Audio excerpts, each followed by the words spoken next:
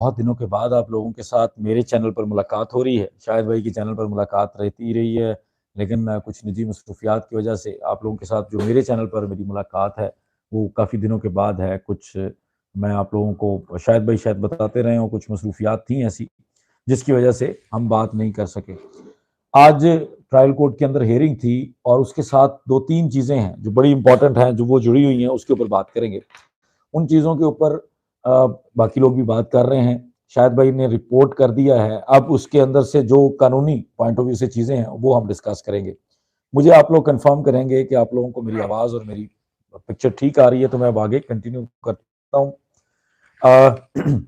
سب سے پہلے آج 29 نومبر کو جو ہیئرنگ تھی وہ ٹرائل کورٹ کے اندر جج الیاس میمن صاحب کے پاس تھی، اور یہ جو ہیئرنگ تھی فرد جرم عائد ہونے کے لیے۔ 6 جو مفرور ملزمان ہیں ان لوگوں کا کیس علیحدہ کر دیا گیا تھا، اور جو 4 ملزمان جو ظہیر، شبیر، نکاح خان اور گواہ جو ہیں، جو لوگ ضمانت پر ہیں، ان کا کیس علیحدہ تھا، اور ان کے خلاف جو ہے وہ فرد جرم عائد ہونی تھی۔ وہ فرد جرم آج عائد نہیں ہو سکی، اس کی کیا وجہ ہے؟ فوری طور پر کچھ چھوٹی چھوٹی چیزیں ہوتی ہیں جو ہمارے نظام عدل کے بارے میں تھوڑی بدگمانی آ جاتی ہے یا مس انڈرسٹینڈنگز کریٹ ہو جاتی ہیں، تو میرا مقصد ہوتا ہے کہ میں وہ چیزیں آپ لوگوں کو ضرور بتاؤں کہ جو قانونی طور پر پروسیجر ہے اس چیز کو فالو کرنا ضروری ہے، تو وہ چیزیں میں آپ لوگوں کے سامنے ضرور رکھوں۔ ایک آج فرد جرم عائد ہونے کے لیے تھا، دوسری طرف آج رپورٹس آنی تھی، ڈاکٹرز کی رپورٹس جو ہمارے نفسیات 2 اپوائنٹ کی گئی تھیں، پہلے 2 اپوائنٹ کی گئی تھیں، اس میں سے جو ڈاکٹر فاطمہ صاحبہ تھیں انہوں نے اپنی حالت بتائی تو آنریبل کورٹ نے ان کو علیحدہ کر دیا اس کیس سے، اور اس کے بعد ڈاکٹر عائشہ سروت کو اس کے اندر شامل کر دیا تھا۔ اب ان 2 ڈاکٹر عظمیٰ کی اور ڈاکٹر عائشہ سروت کی جو رپورٹ ہے وہ سندھ ہائی کورٹ نے جسٹس صلاح الدین پاور صاحب نے یہ آرڈر جاری کیے تھے کہ وہ جمع کروائی جائیں گی ٹرائل کورٹ کے اندر۔ وہ رپورٹس آج ٹرائل کورٹ کے اندر نہیں آئی، اس کے پیچھے کیا وجہ ہے، ان چیزوں کے اوپر بھی بات کریں گے۔ اس کے علاوہ جو دوسری طرف ایک معاملہ نیا آیا ہے ہمارے سامنے، اس میں جی ایم فاروقی صاحب جو لائر ہیں، جو ظہیر کو ریپریزنٹ کر رہے ہیں ٹرائل کورٹ کے اندر، فاروق صاحب بھی آئے تھے، لیکن جی ایم فاروقی صاحب نے آج تھوڑا چیزوں کو میڈیا کے سامنے رکھا ہے، یا آئی ڈونٹ نو اس کے اندر کیا ریزن تھی، ہو سکتا ہے وہ تھوڑا انسیکیور ہوئے ہیں، نئی لیگل ٹیم کے اندر نئی جو انٹری ہوتی ہے اس میں، اس کے بعد انہوں نے میڈیا کی جو فوری طور پر اٹینشن لینے کے لیے خود کو ڈسکلوز کیا ہے کہ میں ہی لائر ہوں تو میں کام کو دیکھ رہا ہوں، تو انہوں نے آج میڈیا سے بات کی ہے۔ جو ہمارے دوست وہاں موجود تھے، جو ویڈیو آپ تمام لوگوں نے دیکھی، اس میں سے کچھ چیزیں ہیں جس میں انہوں نے ذکر کیا ہے کہ انہوں نے ایک نئی درخواست دائر کی ہے۔ وہ درخواست دائر کی ہے کہ بچی کو شیلٹر ہوم جو جہاں پہ رکھا گیا ہے وہاں سے اس کی لوکیشن تبدیل کی جائے۔ ان کا یہ ماننا ہے کہ ہمارے پاس جو اٹیسٹڈ کاپی ہے رپورٹ کی، ڈاکٹر صاحبہ کی رپورٹ کی، اس رپورٹ کے مطابق بچی کو سونے نہیں دیا جا رہا، یا بچی سونے میں انکمفرٹیبل ہے، اور اس کے علاوہ جو فیکٹس ہیں ہمارے سامنے وہ اس کے مطابق بچیاں وہاں پہ صرف 2 ہیں۔ چائلڈ پروٹیکشن سینٹر میں بچیوں نے اکٹھے رہنا ہوتا ہے، تو جو فیمیل بچیاں ہیں، جو قانون کے مطابق جن بچیوں کو اس پریمیسز میں رکھا جاتا ہے چائلڈ پروٹیکشن سینٹر کے اندر، وہ صرف 2 ہیں۔ ایک یہ کامسن زہرا ہے، اور دوسری جو ایک بچی ہے کوئی 8-9 سال کی بچی ہے، ان کے مطابق جو میں نے ان کی اسٹیٹمنٹ سنی ہے، اس کے بارے میں ہمیں کلیئر پتہ نہیں ہے کہ اس کی کوئی رپورٹ ہم نے جو یہ بات کر رہے ہیں اس کے بارے میں میرے پاس کوئی ڈاکومنٹیشن نہیں ہے۔ اب اس میں وہ کہتے ہیں کہ جس کو بدلا جائے، ساتھ ہی ان کے کچھ الزامات ہیں جو سندھ کی ایک سیاسی شخصیت ہیں جن کا بار بار ذکر ہوتا ہے، جب بھی کوئی معاملہ اس کیس کے اندر ہوتا ہے تو ڈاکٹر شالا رضا کو دوبارہ بلا لیا جاتا ہے کیس کے اندر، تو ان کے اوپر بھی ان کے کچھ الزامات ہیں۔ ان کے الزامات جو ان کے اوپر ہیں وہ اپنی ذاتی حیثیت میں جواب دیں تو بہتر ہے۔ میرا نہیں خیال کہ ہمیں کسی کے الزامات کا جواب نہیں دینا چاہیے، کوئی بھی کسی کے اوپر الزام لگاتا ہے تو وہ اپنا جواب خود دے، اور ہر ذی شعور جو ہے وہ جواب دے سکتا ہے اپنا۔ وہ سمجھدار خاتون ہیں، ایک سیاسی عہدے پر ہیں، اور کافی ان کی پولیٹیکل سٹینڈنگ ہے، تو وہ دے سکتی ہیں اپنا جواب خود۔ ہم بات کریں گے کیس کے اوپر جو باتیں ہیں جی، پہلے میں شروع کرتا ہوں ٹرائل کورٹ کے حوالے سے۔ ٹرائل کورٹ کے اندر آج فرد جرم عائد ہونی تھی، فرد جرم عائد نہیں ہوئی۔ فرد جرم عائد کیوں نہیں ہوئی؟ اس کے پیچھے ایک بہت بڑی قانونی ریزن ہے۔ میں نے آپ لوگوں کے سامنے یہ ریزن اس لیے رکھنی ہے تاکہ آپ لوگوں کو جب ہم یہ کیس کو ڈسکس کر رہے ہیں، یہ ایک بہانہ ہے کہ ایک کیس کی وجہ سے تمام لوگ اس چیز کے اندر انٹرسٹڈ ہیں اور لوگ انٹرسٹ لے کے سن رہے ہیں، تو اسی بہانے جو چیزیں جو میری ناقص علمی ہے، جو میری تھوڑی بہت تعلیم ہے قانون کی، جو میں ایز اے قانون کا جو بھی طالب علم ہوتے ہوئے جو بھی میں آپ لوگوں کو سکھا رہا ہوں، یہ بتا رہا ہوں یا آپ لوگوں کی خدمت میں پیش کر رہا ہوں، وہ آپ لوگوں کو سمجھ آئے تاکہ دوسرے کیسز میں آپ لوگوں کو یہ چیزیں کام آئیں۔ ٹرائل کورٹ کے اندر جب چلان جمع ہوتا ہے تو اس کے بعد جو فریمنگ آف چارج، جس کو اردو میں فرد جرم عائد ہونا کہتے ہیں،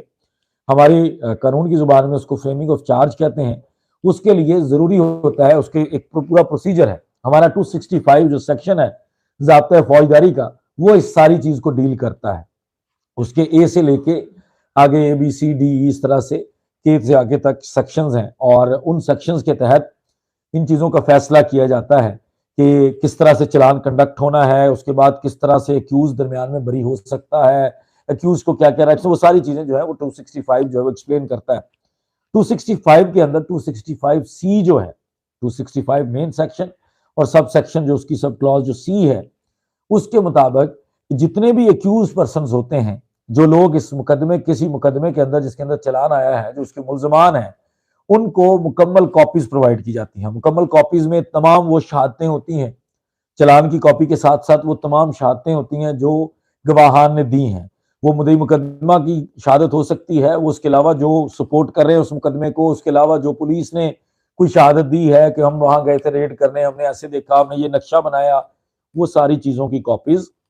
تمام ایکیوز پرسنز کو دی جاتی ہیں اور وہ کورٹ کی طرف سے دی جاتی ہیں. نارملی ہمارے عدالتی معاملات کے اندر جو عملہ ہوتا ہے ان کاپیز کے بھی پیسے لے لیتا ہے، پوری کاپیز پرووائڈ نہیں کرتا، لیکن یہ کاپیز فری آف کاسٹ دی جاتی ہیں اور عدالت اس کی پابند ہوتی ہے کہ وہ تمام لوگوں کو مہیا کرے. اور جب وہ مہیا کر دیتی ہے تو وہ ملزمان سے پوچھنے کے بعد آگے پروسیڈ کرتی ہے. اس کیس میں جو لاسٹ ٹائم آپ کو پتا ہے تھوڑی کھچڑی بنی ہوئی ہے، کنفیوژن چل رہی ہیں، وہ کچھ ملزمان جو مفرور ہیں ان کی وجہ سے کچھ چیزیں جو ہیں وہ کلیئر نہیں ہو رہی، ان چیزوں کی وجہ سے بہت ساری چیزیں جو ہے وہ ڈسٹرب تھیں. تو آنریبل کورٹ نے بھی یہ چیز نہیں دیکھی، ان کے دھیان میں بھی نہیں رہی، اور دونوں طرف کے لائرز نے شاید اس چیز کو پوائنٹ آؤٹ نہیں کیا، جس کی وجہ سے کاپیز پرووائڈ کرنا رہ گیا تھا. اور آج فرد جرم عائد نہ کرنے کی سب سے بڑی وجہ یہ ہے کہ آنریبل کورٹ نے دیکھا کہ ہم نے ایک سٹیپ مس کر دیا ہے، اس سٹیپ کو پہلے پورا کر لینا چاہیے. اگر اس سٹیپ کو پورا نہیں کرتے، میں آپ لوگوں کے ساتھ یہ ڈسکشن کرنے سے پہلے ایک ججمنٹ پڑھ رہا تھا جس کے اندر ہائی کورٹ سے ٹرائل کورٹ کے اندر معاملات کو دوبارہ ریفر کر دیا گیا کہ آپ نے یہاں پہ ایک سٹیپ مس کیا تھا، تو آپ نے اس کو پورا کرنا ہے، ادروائز آپ ایسے ہی آگے نہیں موو کر سکتے. اس لیے ضروری تھا کہ اس سٹیپ کو پہلے پورا کیا جائے اور اس کے بعد آگے چلا جائے. اور آنریبل کورٹ نے فریمنگ آف چارج کو 10 دسمبر کے لیے ڈیلے کر دیا. اس کے بعد آنریبل کورٹ کو بتایا گیا کہ آپ کے پاس کچھ رپورٹس آنی تھی، جس پر آنریبل کورٹ نے اپنے سٹاف سے بھی پوچھا، کیونکہ رپورٹس جب جمع کروائی جاتی ہیں تو وہ کورٹ کے سٹاف کو پہلے دے دی جاتی ہیں، سیل ہوتی ہیں. اس کے بعد آنریبل کورٹ اس دن کھول کر اس کی کاپی کو کیس کا حصہ بنا لیتی ہے، ریکارڈ کا حصہ بنا لیتی ہے، اور کاپیز دونوں پارٹیز کو پرووائڈ بھی کر دی جاتی ہیں. لیکن پتہ یہ چلا کہ وہ جو ڈاکٹرز کی رپورٹس تھیں وہ کورٹ تک پہنچی نہیں ہیں. اب وہ کورٹ تک کیوں نہیں پہنچی کچھ بھی اندازہ لگایا جا سکتا ہے، لیکن کچھ چیزیں جو لاجیکل لگتی ہیں وہ میں آپ لوگوں کے سامنے رکھتا ہوں. جسٹس صلاح الدین پاور صاحب کا کلیئر آرڈر تھا، کوئی اس کے اندر دوسری رائے نہیں، کوئی اس کے اندر ایمبیگوٹی نہیں تھی کہ کسی طرح سے بھی کوئی بندہ کہہ دے کہ ہمیں پتہ نہیں چلا. کلیئر آرڈر تھا کہ اب یہ رپورٹس ڈاکٹر فاطمہ صاحبہ کی رپورٹیں سائڈ پہ، ان کا کوئی کنسرن نہیں ہے، ان کو کنسیڈر نہیں کیا جائے گا. اس کے اندر جو کوئی بھی چیز ہے اس کا وزن آنریبل کورٹ نہیں لے گی، اور جو رپورٹ ڈاکٹر عظمیٰ مکمل کرے گی پچھلی اپنی ریسرچ یا اپنی میٹنگز اور اگلی جو کنڈکٹ کرے گی، اس کے بعد جو رپورٹ تیار کرے گی اور نئی ڈاکٹر اپوائنٹ کرے گا سندھ کا ہیلتھ ڈپارٹمنٹ سیکٹری ہیلتھ، اور اس رپورٹ کو بھی ان دونوں رپورٹس کو 15 دن کے اندر ٹرائل کورٹ کے سامنے پیش کیا جائے گا، اور ٹرائل کورٹ اس کو دیکھتے ہوئے آگے پروسیڈ کرے گا کہ بچی کے معاملے میں کیا فیصلہ کرنا ہے. بچی کی کسٹڈی کا معاملہ بھی اس سے ریلیٹڈ ہو سکتا ہے، بچی کو رکھنے کا معاملہ بھی اس سے ریلیٹڈ ہو سکتا ہے، بچی کی ویلفیئر کا معاملہ بھی اس سے ریلیٹڈ ہو سکتا ہے. یہ ساری چیزیں جو ہے وہ ڈیسائیڈ کی جائیں گی جب ٹرائل کورٹ کے اندر رپورٹس رکھتی جائیں گی دونوں ڈاکٹرز کی. اب سندھ کے سیکٹری ہیلتھ صاحب نے یا ان کے کوئی عملے نے، ان لوگوں نے جو بلنڈر کیا ہے، جان بوجھ کے کیا ہے، انٹینشنلی کیا ہے یا ان سے ہوا ہے، انہوں نے کیا یہ کہ اب سے ہفتہ 10 دن پہلے ہمیں یہ پتا چلا تھا، ہفتہ ہو گیا تقریباً، کہ سندھ ہائی کورٹ کے اندر وہ رپورٹس جمع کروا دی، ڈپٹی رجسٹرار جوڈیشل کو وہاں جمع کروا دی، بجائے کہ وہ ٹرائل کورٹ کے اندر آ کے جمع کرواتے ہیں. یہ ہمیں ہفتہ 10 دن پہلے کا پتا ہے کہ رپورٹ جمع ہو چکی ہے، لیکن سندھ ہائی کورٹ کے اندر سیل رپورٹ جمع کروائی گئی ہے. اب ہم یہ سوچ رہے تھے کہ یہ رپورٹ ظاہر ہے ان کو تو سمجھایا گیا ہے، پڑھے لکھے لوگ ہیں، سیکٹری ہیلتھ ہمیں تو نہیں بنا ہوگا، وہ کوئی بیوروکریٹ ہوگا یا پروموشن سفارش سے بھی ہوگی تو پڑھا لکھا انسان ہوگا، کوئی ایسے ہی کوئی ان پڑھ نہیں ہوگا، ایک اچھی پڑھی لکھی پوسٹ ہے. اور وہ بندہ یقینی طور پر آنریبل کورٹ کے سادہ سے آرڈر کو، جس کو میرے جیسا ناقص علمی والا وکیل، میرے جیسا کم علم وکیل بھی اگر سمجھ سکتا ہے، تو یقینی طور پر سیکرٹری ہیلتھ صاحب کے پاس تو بڑے بڑے لیگل ایڈوائزرز ہوں گے، تو وہ سمجھ سکتے ہیں، وہ رپورٹ کی ایٹ لیسٹ ایک اور کاپی جو ہے وہ وہاں جمع کروا دیں گے ٹرائل کورٹ میں۔ آج سے ایک روز قبل ہم نے رات کو ایک لائیو سیشن کیا جہاں شاہد حسین صاحب کے چینل پر، وہاں بھی یہ بات ہوئی، تو شاہد حسین صاحب کے اکارڈنگ بھی وہ رپورٹ جمع ہو چکی ہوگی ٹرائل کورٹ کے اندر۔ اس کی وجہ یہ ہے کہ وہ بھی یہی توقع کر رہے تھے کہ پڑھا لکھا محکمہ ہے، ایسے نہیں ہے کہ سارے جاہل لوگ ہیں، لیکن پتہ یہ چلا کہ جان بوجھ کر اس رپورٹ کو ٹرائل کورٹ کے اندر جمع نہیں کروایا گیا۔ اب وہ کیوں نہیں جمع کروایا گیا، جو لاجک مجھے سمجھ آتی ہے، آپ اس سے ایگری کر سکتے ہیں، ڈس ایگری بھی کر سکتے ہیں، آپ کا رائٹ ہے۔ میری ہمبل اوپینین میں کل سندھ ہائی کورٹ فیصلہ کرنے جا رہی ہے کہ ملزم کو ملاقات کرنے کا حق ملے گا یا نہیں ملے گا اپنی مغویہ سے۔ مبینہ طور پر مقدمے کے مطابق ایک اغوا کار جس کے اوپر سزائے موت یا عمر قید کے اوفینسز ہیں، اس کے بارے میں یہ فیصلہ کیا جائے گا کہ وہ اپنی مغویہ سے، جس کا وہ اغوا کار ہے، جس کیس کے اندر وہ 14-15 دن جیل گیا ہے، جس کیس کے اندر وہ ایک صوبے سے دوسرے صوبے تک پہنچا ہوا ہے، جس کے لیے اس کو پوری دنیا کے اندر لعنتیں پڑ رہی ہیں، اس بندے کو اپنی مغویہ سے ملنے کی اجازت ملے گی یا نہیں ملے گی، یہ فیصلہ ہونا تھا کل۔ اور جو ہمیں لگتا ہے کہ اگر رپورٹس کے اندر کوئی ایسی چیزیں ہیں جن کے مطابق بچی کے ساتھ کچھ غلط ہوا ہے، جن کے مطابق بچی کی طرف سے کچھ انکشافات کیے گئے ہیں ان لوگوں کے خلاف اور ملزمان کے اور ان کے پوری ٹیم کے خلاف، ان کے ملازمین کے خلاف، اس سے اس مقدمے کے اوپر بہت بڑا اثر پڑنا تھا۔ اس سے یہ اثر پڑنا تھا کہ آنریبل کورٹ نے اپنی اوپینین چینج کر لینی ہے۔ آنریبل کورٹ نے یہ دیکھنا ہے کہ جس بندے کے اوپر اس قدر سنگین الزامات ہیں، وہ کس طرح اس کو ملاقات کا موقع دیا جائے، وہ چینج ہو سکتی تھی آنریبل کورٹ کی اوپینین۔ اس لیے اس رپورٹ کو آج کے دن یہاں سے تاخیر کروائی جائے، اور ظاہر ہے جب اگلی ٹرائل کورٹ کی ڈیٹ ہوگی تو وہ کم از کم 10-12 دن تو لگیں گے، 13-14 دن تو ایسی ڈیٹ پڑ جاتی ہے، 29 سے سیدھا چلی گئی ہے، 2 دن اور 12 دن کی ڈیٹ پڑ گئی ہے، اور 12 دن کے بعد جب اس کی باری آئے گی تو 12 دن تک اگر وہ فیصلہ آنریبل سندھ ہائی کورٹ وہ سنا دیتی ہے ملزم کے حق میں، تو ملزم کو ایک فائدہ ہو جائے گا، جو ہم پہلے سے کہہ رہے ہیں کہ ملزم اس چیز کا استعمال کرے گا، بچی کو کنونس کر سکتا ہے، بچی کو بہلا سکتا ہے، بچی کو پریشرائز کر سکتا ہے، بچی کو کسی بھی طرح سے اپنے قابو میں دوبارہ کر سکتا ہے۔ تو یہ ایک ریزن سمجھ آتی ہے، آپ ایگری کر سکتے ہیں، ڈس ایگری کر سکتے ہیں، آپ لوگوں کا رائٹ ہے۔ مجھے یہ سمجھ آتی ہے کہ کل کے دن میں ملاقات کے معاملے میں سندھ ہائی کورٹ کے غصے سے بچنے کے لیے، سندھ ہائی کورٹ کو گمراہ کرنے کے لیے، سندھ ہائی کورٹ کو حقیقت سے دور رکھنے کے لیے اس چیز کو مینج کیا گیا، اور سندھ کے سیکرٹری ہیلتھ صاحب یا جو ہیلتھ ڈپارٹمنٹ ہے ان سے ہم یہ توقع کر سکتے ہیں، جن کو مدعی مقدمہ کے وکیل نے ایک لیٹر لکھا ہوا ہے اور انہوں نے اس کو رسپونڈ تک نہیں کیا کہ اگر ان کو کوئی اعتراضات ہیں، تحفظات ہیں، ان تحفظات کو دور کیا جائے، ریزن دے دی جائے کہ ڈاکٹر عائشہ ثروت صاحب سے سینئر کوئی اور ان کے پاس ماہر نفسیات نہیں ہے، اس لیے ڈاکٹر عائشہ ثروت صاحب کو اپوائنٹ کیا گیا ہے، وہ لیاری کے اندر اب پوسٹڈ ہیں، اس سے پہلے وہ اور جگہوں پہ پوسٹڈ تھیں۔ کئی ساری ریزنز ہیں، کئی ساری لاجکس ہیں جن سے جسٹیفائی کیا جا سکتا ہے ڈاکٹر عائشہ ثروت صاحب کی اپوائنٹمنٹ کو، لیکن سندھ سیکرٹری سندھ جو ہیلتھ کے ہیں انہوں نے یہ مناسب ہی نہیں سمجھا کہ وہ یہ صفائی یا وہ جو جبران ناصر کے لیٹر کو رسپونڈ کریں، اس کے اوپر ماننا تو بہت دور کی بات ہے، انہوں نے رسپونڈ کرنا بھی مناسب نہیں سمجھا۔ اس لیے ہم سیکرٹری ہیلتھ سے یا سندھ کے ہیلتھ ڈپارٹمنٹ سے کچھ بھی ایکسپیکٹ کر سکتے ہیں، ہم ان سے بہت اچھا ایکسپیکٹ نہیں کر سکتے۔ اب تیسری چیز بڑی مزیدار ہے، بڑی دلچسپ چیز ہے۔ تیسری چیز یہ ہے کہ جی ایم فاروقی صاحب نے پریس ٹاک کے اندر کہا ہے کہ شیلٹر ہوم سرکار کا ہے، شیلٹر ہوم سرکاری ادارہ ہے، ہمیں سرکار کے اوپر بھروسہ نہیں ہے۔ شیلٹر ہوم ڈاکٹر شیلا رضا کے انفلوئنس میں ہے، ہمیں اس کے اوپر بھروسہ نہیں ہے۔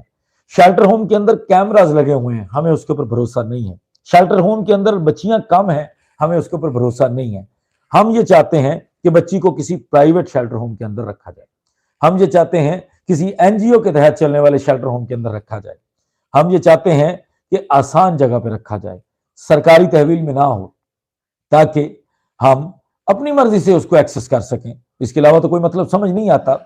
اب جی ایم فاروقی صاحب چونکہ لائر ہیں، سینئر ہیں ہم سے، ان کے ساتھ تو with all due respect G M صاحب،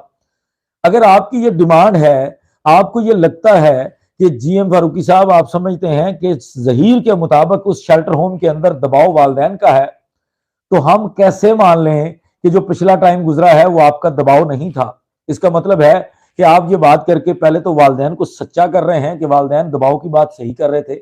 ہمیشہ بچی کے اوپر دباؤ رہا، ہمیشہ بچی انفلوئنس میں رہی. آج سرکاری تحویل میں ہوتے ہوئے آپ ماں باپ کے اوپر الزامات لگا رہے ہیں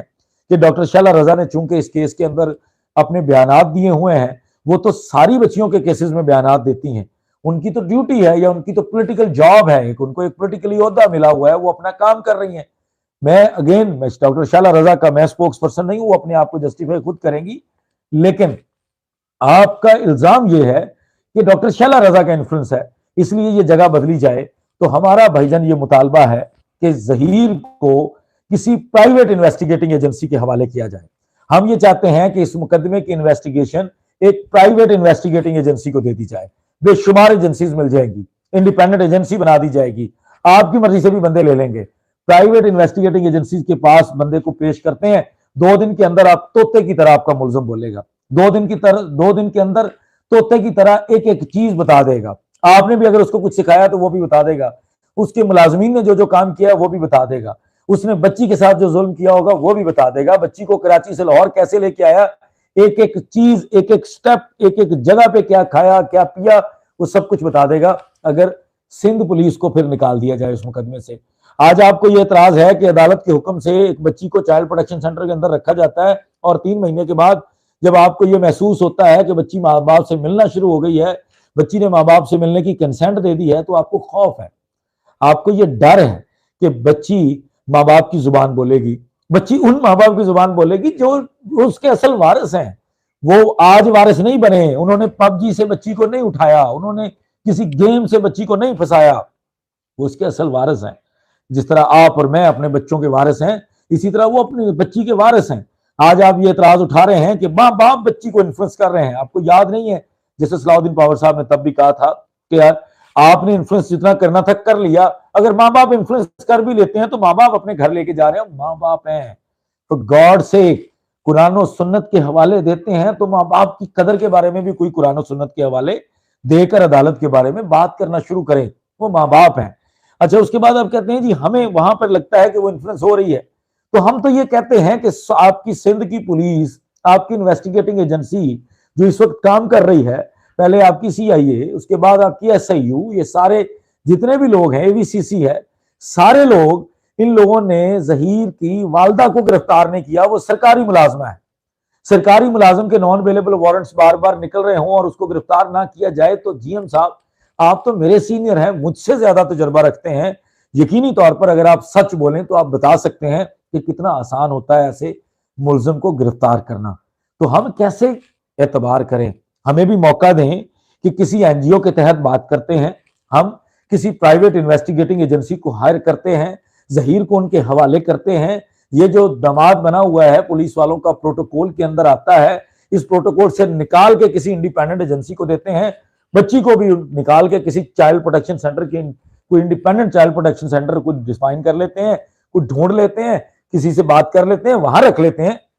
لیکن آپ اپنا ملزم بھی دیں، آپ اپنے ملزم کو بھی انڈیپینڈنٹ چائلڈ پروٹیکشن سینٹر اور انڈیپینڈنٹ جو پولیس کی کوئی انویسٹیگیٹنگ ایجنسی ہو، اس ٹائپ کی انویسٹیگیٹنگ ایجنسی ہو جو اس کیس کو کرنا چاہتی ہو، جو اس کا حل نکالنا چاہتی ہو، وہاں رکھ لیتے ہیں. اس کے بعد جتنی بھی جو اس کی پروٹیکشن ہے وہ لے کر وہ بھی ان کے حوالے کرتے ہیں، اس کو ایک عام ملزم کی طرح ٹریٹ کرتے ہیں، قانون کے مطابق جس طرح آپ باقی ملزمان کے ٹرائل کر رہے ہیں اور ان کے ساتھ جو سلوک ہوتا ہے اسی حساب سے اس کو ٹریٹ کرتے ہیں. اگر آپ اس چیز کے اوپر تیار ہیں تو پھر تو یقینی طور پر آپ کی ڈیمانڈ جائز ہے، آپ کا مطالبہ جائز ہے، آپ صحیح ڈیمانڈ کر رہے ہیں، آپ نے بالکل صحیح مانگا ہے. بچی کے اوپر دباؤ ہو سکتا ہے، بچی کو انڈیپینڈنٹ رکھ لیتے ہیں، لیکن کیا جو پولیس مفرور ملزمان کے نان اویلیبل وارنٹس کو، آنریبل کورٹس کے احکامات کو، ہماری عدالتوں کے احکامات کو، جس کے آفیسر آپ بھی ہیں اور میں بھی ہوں، اس کے احکامات کے اندر ڈنڈی مار رہے ہیں، جھوٹ بول رہے ہیں، غلط بیانی کرتے ہیں؟ سندھ پولیس کبھی لاہور کے اندر آ کے ہوم ڈپارٹمنٹ سے اجازت نہیں لیتی اور یہاں آ کر جھوٹا بیانیاں بنا کر لے جاتی ہے، آتی نہیں ہے اور وہاں پہ عدالت کے اندر گمراہ کرتی ہے عدالت کو کہ ہم گئے تھے فلاں فلاں جگہ ریڈ کی اور وہاں سے کچھ نہیں ملا. تو شرم آنی چاہیے نا ایسی پولیس کو. پھر ایسی پولیس کو بھی ہمیں بدلنا چاہیے، ایسی انویسٹیگیٹنگ ایجنسی کو بھی بدلنا چاہیے، اس کو بدل کر ہمیں کسی انڈیپینڈنٹ ایجنسی کے اندر اس بچے کے کیس کو دے دینا چاہیے جس کو آپ بچہ کہتے ہیں، جو یتیم ہے، جس کے لیے ساری چیزیں آسان ہیں، چارج فریم بھی نہیں ہوتا. پہلے چیز آپ بھی پوائنٹ آؤٹ نہیں کرتے، پھر 3 مہینے کا عرصہ گزرنے کے بعد آپ کو آج ہی کیوں یاد آیا؟ کیوں آج ہی آپ نے یہ پوائنٹ اٹھایا؟ کیوں اب ہی آپ کو یہ محسوس ہوا کہ یہ جگہ مناسب نہیں ہے؟ کیونکہ آپ نے اپنا زور لگایا، آپ نے ٹرائی کی، آپ نے ہر لحاظ سے کوشش کی کہ بچی کو ایکسس کیا جائے، بچی ایکسس میں نہیں آئی، بچی کو آپ قابو نہیں کر سکے، بچی تک نہیں پہنچا گیا، بچی کو پیغام رسانی نہیں کر سکا کوئی، بچی تک باتیں نہیں پہنچائی گئی۔ ان کے ملازمین نے صبح دوپہر شام پروپیگنڈا کرنے کی کوشش کی کہ بچی کو کوئی پیغام پہنچے، نہیں پہنچ سکا، بچی کو کوئی دھمکایا جا سکے، نہیں پہنچ سکا۔ ہمارے بھی کئی لوگوں نے فضول میں اس طرح کے ولاگ کر دیے کہ اٹمپٹ کی، فلاں ہوا، لیکن آپ کو نزدیک پھڑکنے بھی نہیں دیا گیا، اس لیے 3 مہینے کے بعد آپ کو یہ احساس ہوا۔ دوسری وجہ یہ تھی کہ آپ لوگوں نے ایک بیانیہ بنایا تھا، پوری دنیا کو ایک بیانیہ سنایا تھا۔ آپ نے یہ کہا تھا کہ ظہیر کی جو مبینہ طور پر مغویہ اور اہلیہ ہے وہ اب چائلڈ پروٹیکشن سینٹر کے اندر ہے، اور اس چائلڈ پروٹیکشن سینٹر کے اس جگہ پر جو مدعی مقدمہ ہے، جو اس کا والد ہے یا اس کی جو والدہ ہے، وہ ملنے کیوں نہیں جاتے؟ وہ ملیں جا کر اور مل کر بتائیں کہ ہم بچی سے ملنے آئے ہیں۔ آپ لوگوں کا دعویٰ تھا کہ بچی اپنے ماں باپ سے نہیں ملے گی، آپ لوگوں کا دعویٰ تھا کہ بچی ماں باپ کی شکل دیکھنا پسند نہیں کرے گی۔ اب وہ دعویٰ ٹوٹ گیا، وہ آپ کی تمام جتنی بھی آپ کی وہ گیدڑ بھپکیاں تھیں ملزمان کی اور ان کے ملازمین کی، وہ ختم ہو گئی، کیونکہ بچی نے ملنے کی کنسنٹ دی۔ بچی 5 گھنٹے ایک دفعہ ملی، دوسری دفعہ 3 گھنٹے کے لیے ملی، اور کچھ مطالبات کیے اپنے والدین سے، اور وہ مطالبات کیا تھے جس کے لیے انہوں نے عدالت سے اجازت لی، اور دوسری جو 3 گھنٹے والی ملاقات تھی اس کے اندر 16 نومبر کو انہوں نے بچی کے مطالبات پورے کیے، اور اب 1 دسمبر کو وہ اگین اپنی بچی کو ملنے جا رہے ہیں، وہ اگین کنسنٹ دے رہی ہے، وہ اگین انتظار کر رہی ہے، وہ اگین دن گن رہی ہے، پل پل گن رہی ہے کہ اپنے ماں باپ کو ملے گی۔ اب آپ کو یہ احساس ہوا کہ جس جگہ پہ وہ بچی ہے، چونکہ وہاں پہ بچی کو پریشرائز نہیں کیا جا سکتا، اس لیے وہاں پر جہاں پہ تو کوئی کن ٹٹی جا کے ملازمہ بھی ملنے کی کوشش کر رہی تھی، کوئی بھی اٹھ کے منہ اٹھا کے جا کے ملنے کی کوشش کر رہا تھا بچی سے، جس دارالمان کے اندر آپ لوگوں نے پلانٹڈ اپلیکیشن کے ذریعے بچی کو رکھوایا تھا، وہاں پر یہ ممکن نہیں ہے۔ آپ کو صرف اس سے مسئلہ یہ ہے کہ وہاں پر ملزم جو ہے وہ اپنی مغویہ کو انفلوئنس نہیں کر پا رہا، اس لیے آپ کو آج احساس ہوا کہ 3 میٹنگز کے بعد عجیب عجیب سی باتیں سننے میں آ رہی ہیں کہ بچی نے اور بھی لوگوں کے نام لے لیے ہیں، تو آپ تمام لوگوں نے یہ سوچا ہے کہ ہم کوشش کریں گے کہ بچی کو وہاں سے موو کروایا جائے اور کسی ایسی جگہ پہ رکھوایا جائے جہاں آپ کوئی اپنی بچی بھی رکھوا لیں گے، کوئی اور کسی اور کو بھی وہاں پہ جمع کروا دیں گے، اور اس کے بعد جو ہے جو پرائیویٹ ہوں گے ان کا تو دھندا ہوگا، بزنس ہوگا نا، انہوں نے تو کسی بھی طریقے سے ان کو پیسے دے دلا کے، کوئی ڈونیشنز دے دلا کے آپ لوگ وہاں پہ کسی اور کو بھی ایڈجسٹ کر لیں گے۔ اس سے پہلے بھی یہ واقعات ہم نے سنے ہوئے ہیں، یہ ہمیں تو پتہ ہے ان چیزوں کا، ہم تو عدالتی معاملات کے اندر روز اس طرح کی چیزیں سنتی ہیں کہ کس طرح سے لوگوں کو بھجوا کر وہاں پہ پیغام رسانی کی جاتی ہے۔ آپ کو صرف یہ مسئلہ ہے، اس کے علاوہ مسئلہ نہیں ہے۔ ماں باپ مل رہے ہیں، ماں باپ کی زبان بچی بول رہی ہے، ماں باپ کے قریب آ رہی ہے بچی، اور اس لیے آپ تمام لوگوں کو اب یہ مسائل ہو رہے ہیں کہ کسی طرح سے بچی کو ماں باپ سے دور کیا جائے، اس کے علاوہ اور کوئی ریزن نہیں ہے۔ اور اگین میں تھوڑا سا اس کو سم اپ کر دیتا ہوں، ٹرائل کورٹ کے اندر چارج فریم اس لیے نہیں ہوا کیونکہ بچی جو چارج فریم ہونا تھا جو بچی کے اغوا والے مقدمے میں، اس میں ملزمان کو سپلائی آف کاپیز نہیں ہوئی تھی as per section 265 sub section C of جو ہمارے کرمنل پروسیجر کوڈ ہے، CRPC ہے، اردو میں ضابطۂ فوجداری کہتے ہیں۔ اس کے بعد جو رپورٹس ہیں، رپورٹس میں جان بوجھ کر سندھ حکومت کی طرف سے تاخیر کی گئی، سندھ حکومت کی طرف سے نااہلی دکھائی گئی، ہیلتھ ڈپارٹمنٹ کی طرف سے یہ بلنڈر کیا گیا۔ کلیئرلی کورٹ کے آرڈر کے اندر لکھا تھا کہ یہ رپورٹ ٹرائل کورٹ میں جمع ہونی ہے، بٹ انہوں نے ہائی کورٹ کے اندر جمع کروائی کیونکہ ڈاکٹرز نے رپورٹ جمع کروا دی جا کر ان کو جو ہیلتھ ڈپارٹمنٹ ہے، اور ہیلتھ ڈپارٹمنٹ نے آگے یہ ساری جو بھی ڈنڈی ماری ہے وہ ان کی طرف سے ماری گئی، کیونکہ کل کے دن میں جسٹس آفتاب گورڈ صاحب یہ فیصلہ کرنے جا رہے ہیں کہ ملزم اپنی مغویہ سے ملے گا یا نہیں ملے گا، اس چیز کے اوپر اثر انداز نہ ہو رپورٹ، اس لیے رپورٹ کو آج کے دن دور رکھا گیا۔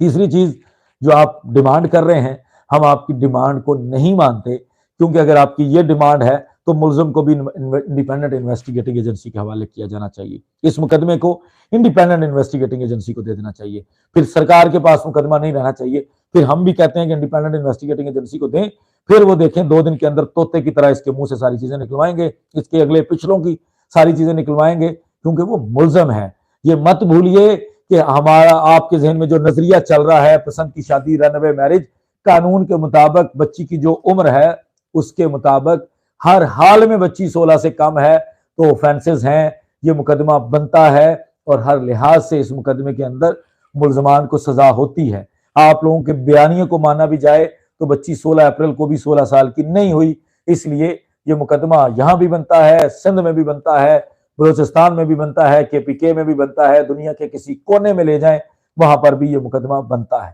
اور مزید جو کل کے دن میں سندھ ہائی کورٹ کی پروسیڈنگز ہیں اس کے بارے میں اگر اس کے اندر کوئی رد و بدل نہ ہوا تو کل ہمارے پاس کوئی اپڈیٹ آئے گی۔ ملزم کو ملاقات کا موقع جسٹس آفتاب اقبال گورٹ صاحب دیتے ہیں یا نہیں دیتے وہ ان کے فیصلے کے بعد ہی اس کے اوپر بات ہوگی۔ مزید جو 1 تاریخ کو ماں باپ کی ملاقات ہے اس کے اوپر بھی بات کریں گے، آپ کو اپڈیٹ کریں گے، ضرور کریں گے کہ ماں باپ جب جائیں گے بچی کنسنٹ دے گی، کون سا ٹائم ہوگا، کتنے سے کتنے بجے تک ملاقات ہوگی، اس کے اوپر بھی ضرور بات کریں گے۔ اور 2 تاریخ کو ماں باپ نے جو درخواست دے رکھی ہے کسٹڈی کی فیملی کورٹ کے اندر اس کے اوپر بھی جو بھی فیصلہ آئے گا، جس میں انہوں نے ملزم کو یہ کہا ہے کہ جو ماں باپ کی ڈیمانڈ ہے کہ ملزم کو بچی سے ملنے سے روکا جائے، اس کے اوپر بھی ایک فیصلہ ہونا ہے 2 دسمبر کو۔ اور اس کے علاوہ معاملے نے آگے پروسیڈ کرنا ہے، معاملے کے اندر یہ سمجھ آنی ہے کہ بچی ماں باپ کو ملے گی یا نہیں ملے گی۔ ماں باپ نے بچی کی کسٹڈی کے لیے درخواست دے رکھی ہے، وہ بھی ہماری فیملی کورٹ کا ایک امتحان ہے کہ وہ ایک نئی تاریخ رقم کرتے ہیں یا جو پاکستان کا اس وقت موجودہ قانون ہے، جو سندھ کے اندر بھی موجودہ قانون ہے، اس کے مطابق فیصلہ ہوتا ہے۔ اس کے اندر بھی جو بھی اپڈیٹ ہوگی اس سے بھی آپ کو آگاہ کریں گے۔ مزید کل، پرسوں اور ترسوں یہ 3 دن جو ہیں وہ بڑے امپورٹنٹ ہیں۔ ہائی کورٹ کے بعد، ملاقات کے بعد بچی کے معاملات جو فیملی کورٹ کے اندر ہونے ہیں ان تمام چیزوں کے اوپر بات کریں گے۔ بہت شکریہ، السلام علیکم۔